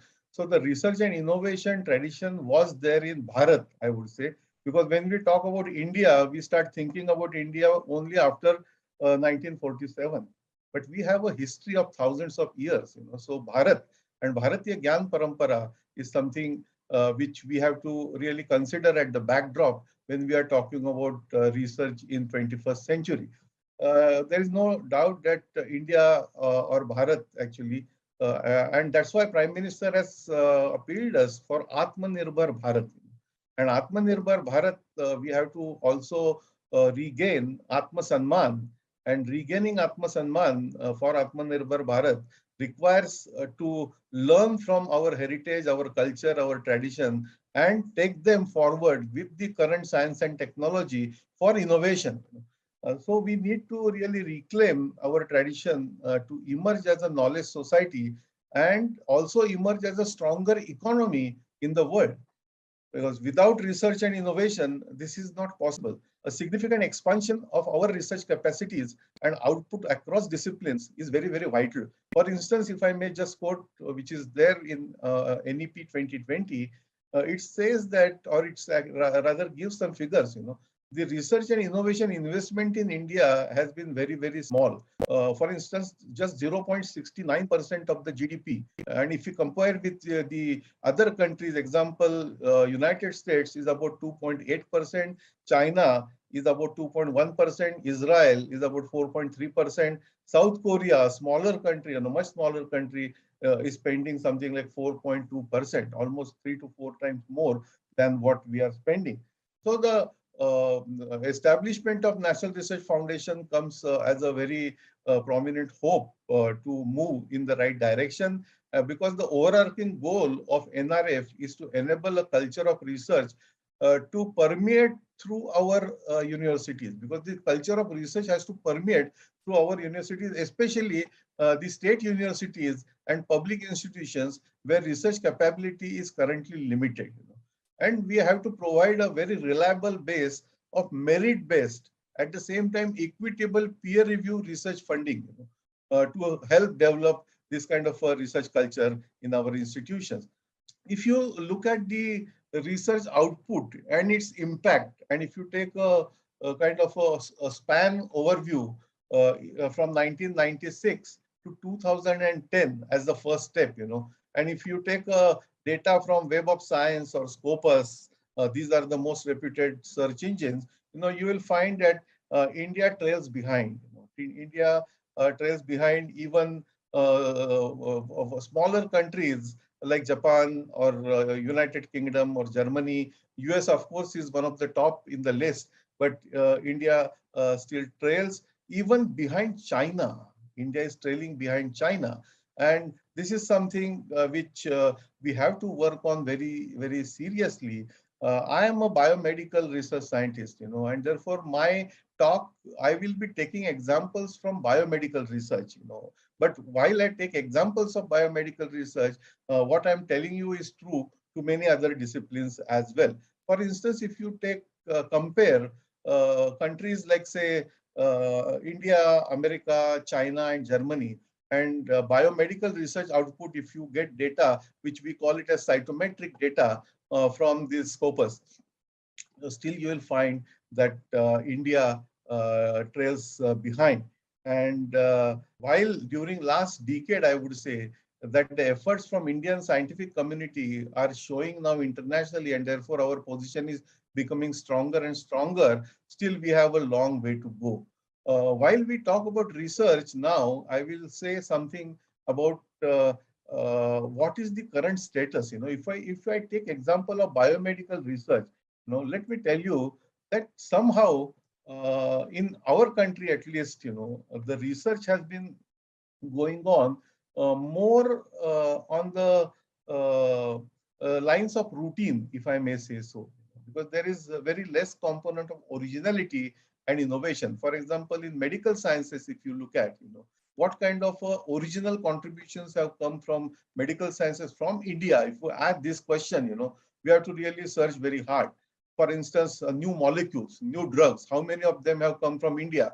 The number may be very, very small as compared to many other countries, So this, at the same time, if we look at the potential and knowledge which we have is enormous, but somehow there is disconnect. We are looking at our own heritage just to take pride, and taking pride in past glory is important, but we should not really become kind of sitting back and we just saying that when somebody else invents something, we knew it and it is there in our old text. We should use our ancient knowledge as a knowledge resource and build on that new research, innovative research, and move on and show the world that this is what Bharatiya Gyan Parampara had, which world did not know. And now we are coming out with the new science and technology. In medicine, for instance, the plastic surgery, all of us know, is documented in Indian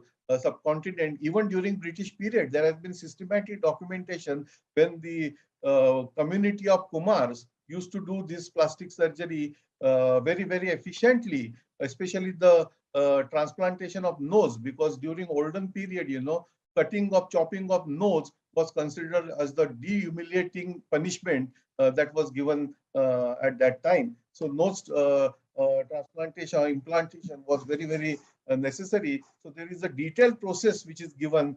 So we don't have to go back to Sushruta period. Of course, Sushruta is considered to be one of the pioneers or founders of surgery, of modern surgery in India. So I can give you more and more such examples, but let's look at what is happening in modern science today globally. One of the most reputed journal, all of you may have heard, is Lancet. It's one of the most reputed biomedical journal, and Lancet came out with a series. And in that series, one of the most reputed scientists from Stanford, his name is John Ioannidis, and he published a series of articles and in which he showed that 85% of the research that goes in biomedical research is wasted actually.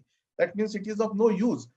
Research, if it is not going to be useful for people, what kind of research we are doing? Research just for sake of research is not going to be beneficial for our country especially. We have to invest in research which will be practically useful and get back to something to the society. So this kind of a wastage in research is happening because of several reasons.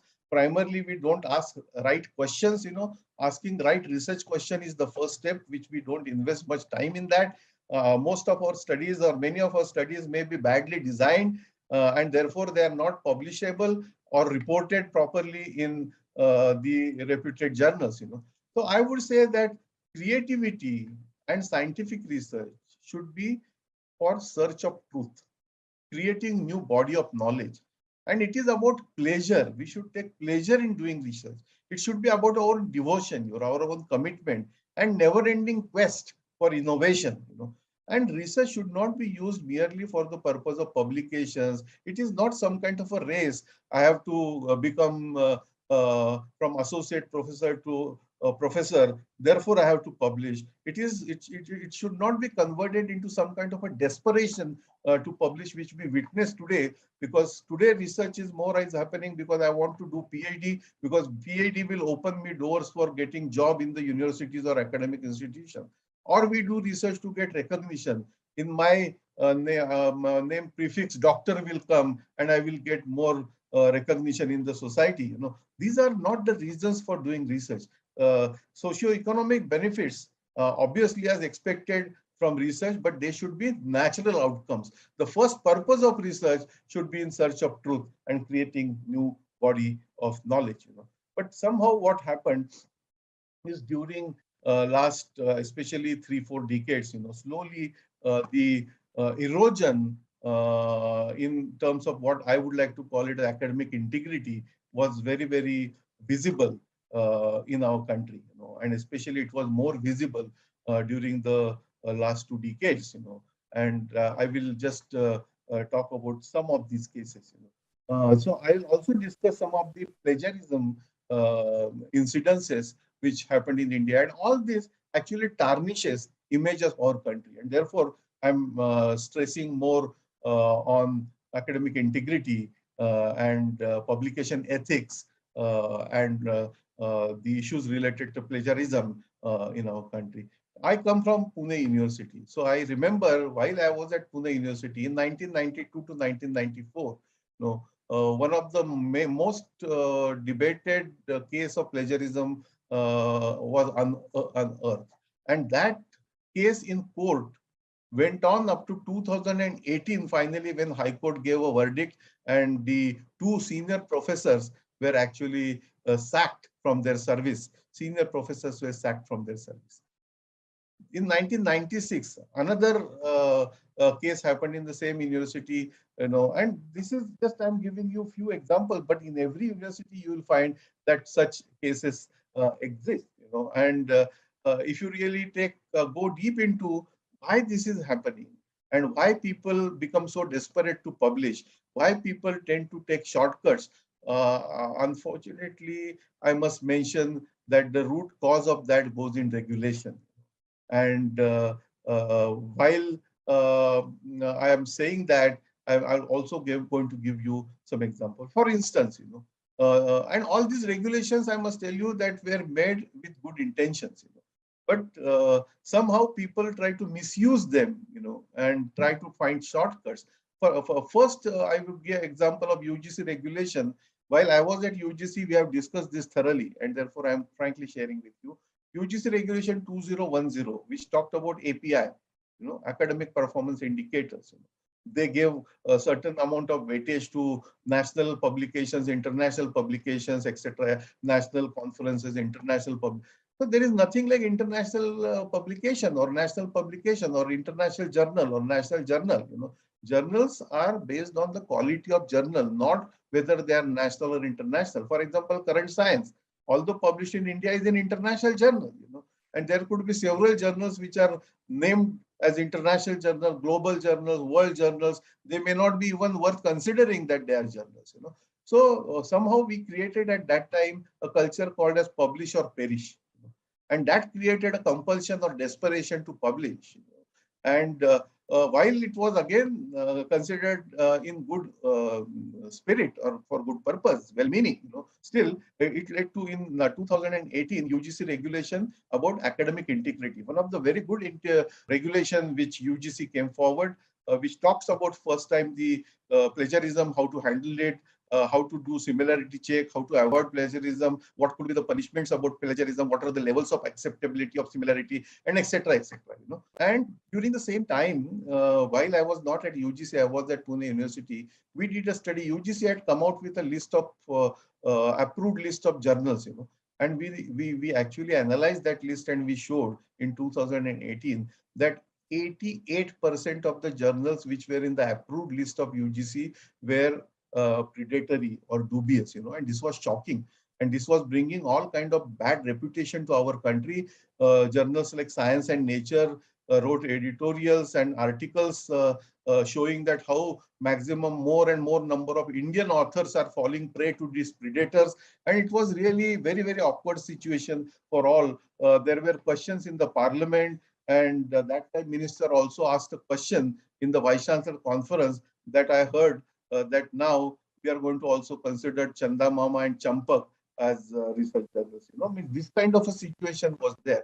When I joined UGC, my first priority was to fix this, and therefore you will see that the UGC care came in force, and I'll talk about it little later. But UGC care really try to fix this in a good way. So I'll come again back to the desperation to publish. Again, I will repeat that temptation to taking shortcut is not advisable. Publication or PhD thesis is not for name and fame, for position and authority, for in some kind of foreign tours or committee membership or grants and funds or promotions or academic elections or increments. No, these are all coincidental. They should not be our purpose. And the predatory publishing, we witnessed during last, especially during last 10, 15 years. And when we try to curb that by creating well-meaning mechanisms such as the UGC list of approved journals, etc. I would tell you that the API for promotion and eligibility condition focus on compliance. When we give regulation, the focus becomes on compliance, and the compliance focus tempts people to take shortcuts, and therefore pay and publish culture emerged. And all these journals, which were created, and you will be surprised, and you may know also, many of these journals actually are fake. They don't have whatever they show on the website. The information is actually not correct. The names of the editors which we put in may not even exist. So practically, it became like a Nigerian lottery scam.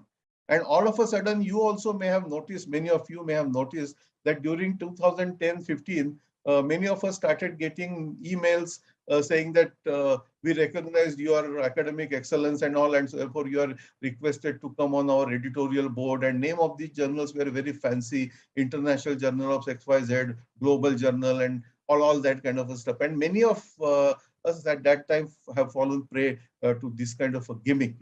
So pay and publish trash culture was very, very essential to curb, and therefore we converted the approved list to a reference list of quality journals. So today you see on the UGC website or CARE website, what we give is reference list of quality journals.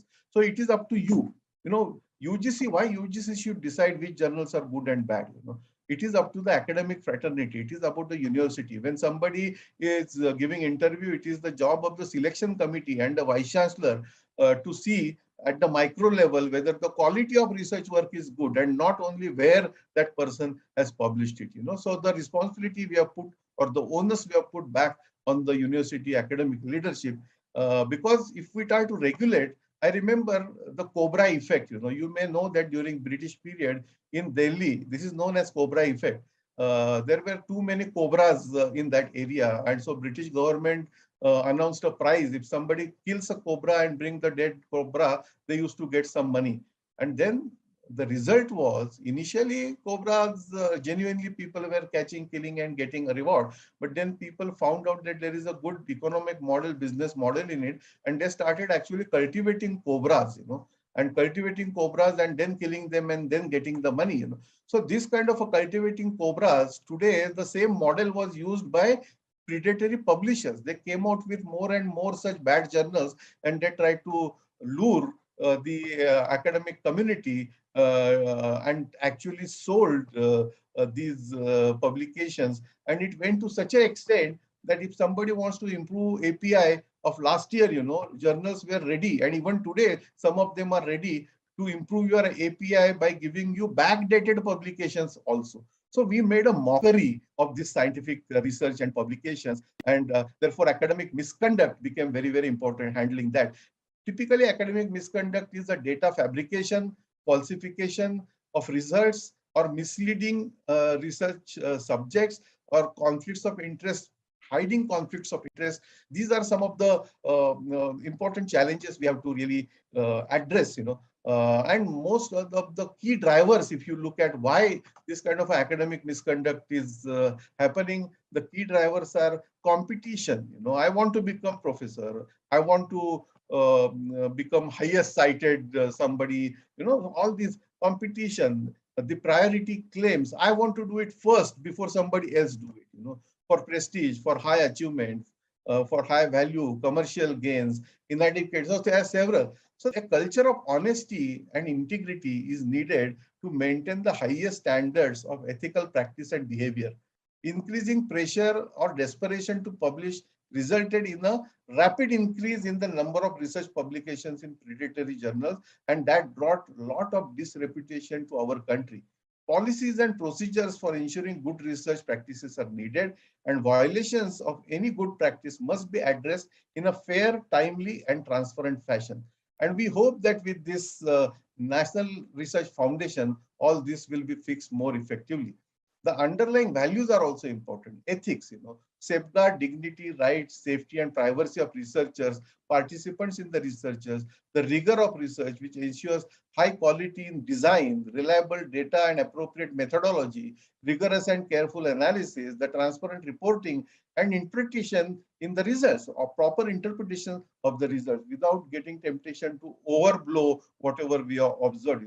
The relevance is also important. The environment and ecosystem, the public and global good, the science and society. What relevance my research is to the society? This question always has to be back of our mind. And transparency. Honesty will be promoted through transparency in a fair, full, and unbiased fashion. Respect also is important, aligned with the norms and traditions of society and its cultural heritage. The independence, because we have to insulate research from the undue influence of funders. Just because somebody is funding doesn't mean that they should influence. And there are references even today that most of the clinical research which has happened, most of the time the results have gone in favor of the funders. So these are the issues, ethical issues, which we must address. Accountability becomes also important. Comply with relevant rules and procedures such as regulations of governing professional standards is also important. There are several websites and several, I would say, resources which are available. For example, Committee on Publication Ethics, commonly known as COPE, gives excellent resources for publication ethics. The publication misconduct, actually, as I told you, is fabrication, falsification, or plagiarism in proposing, performing, or reviewing research, or in reporting research results as well. Typically, plagiarism is appropriation of another person's ideas, processes, results, or words without giving appropriate credit. And now we are also hearing the terms like guest authors, host authors, gift authorship, conflicts of interest. All this comes under the publication ethics. Again, I'm not going to go in more details, but the predatory journal, I must give credit to Jeffrey Bial, with whom I had pleasure of interacting. Jeffrey Bial used to come out with a Bial's list of predatory journals, and I was part of an international exercise where we'll develop a definition of what predatory journal is, and our article was published in Nature main edition, and those who are interested can really refer to that article in Nature. So while on one side, during last decade, our image was tarnished in the international community regarding publication ethics, plagiarism, and academic misconduct, in this decade, we have seen to it that through efforts like CARE, the international community has started looking at it more seriously and also appreciating, our efforts. But still, the cases continue. If you look at Retraction Watch, Retraction Watch has about 32,000 retractions. Remember, retraction meaning after you publish something, if somebody points out some deficiencies or some misconduct in your research, that article is withdrawn by the journal which has published it earlier. So retraction is most humiliating. And you will find that today in the database, 32,000 retraction exists. So you can imagine the extent of this academic integrity compromise. And out of these, about 211 are related to COVID. So just during last 2 years, 220 articles have been withdrawn, which are reported in Retraction Watch. I was very unhappy, actually hurt and saddened to also read one of the recent case which was published in Retraction Watch, in which a PhD student, remember, PhD student has written actually that I need a publication in order to submit my thesis. And for that purpose, the author has admitted stealing of a manuscript from somebody else's work. And all this was exposed by the Retraction Watch website, and you will find that data available at their website. While at UGC, we had to make one criminal complaint in Delhi police because one of the companies was actually selling PhDs. And selling PhDs means, unfortunately, they had made a PhD also. If you want a good PhD, X is a price. If you want a moderately better PhD, Y price. If you want a very good PhD, this is the price. And the price range was starting from 4,000 rupees for publication to 50,000, 1 lakh rupee for PhD. Now, what is this we are doing, friends? We are making mockery of it. Please let me tell you that if you are tempted to this kind of a shortcut to publish in predatory journals, your entire academic career will be ruined. And please don't do that. You may have made that mistake. Please don't even cite your predatory publications in your biodata, because today at the highest level, when people look at the biodata, if they see that publications from such dubious journals are there, you will lose your chance even to get called for interview.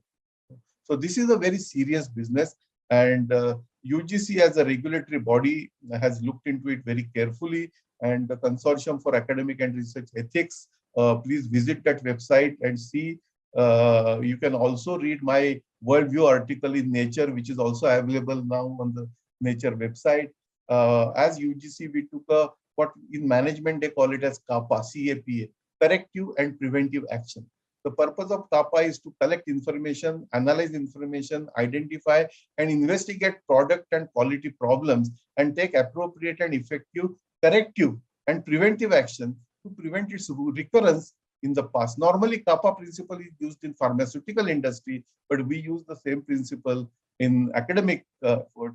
And CAPA is an overall effort to investigate and correct quality issues to prevent recurrence, and the care is one of the prominent outcome. All of you must also visit UGC website to see guideline document which we have published, known as Good Academic Research Practices. This was published in September 2030 in collaboration with one of the reputed science database company called Clarivate, which publishes Web of Science and many other. The impact factor also belongs to them actually. So in short, I will end by saying that again, creativity and scientific research is for search of truth, creation of new body of knowledge. It is also about pleasure, devotion, and never-ending quest for innovation. Please don't reduce it down to about only game of publication or race, or please don't get desperate, or to get recognitions just for research should not be based on all these parameters. As I mentioned, socio-economic benefits are also very vital, but they should be natural outcomes of your research. With this, I will end my talk again by thanking IGNOU and Professor Nageshwar Rao, who is one of the good friends and colleagues, who is very efficiently handling Vice Chancellor of IGNOU, for conducting this kind of exciting lecture series to expedite implementation of one of the most transformational policy which we have received from Dr. Kasturi Rangan, National Education Policy 2020. With this, I wish you all the best, and Namaskar, Jai Hind, Jai Bharat.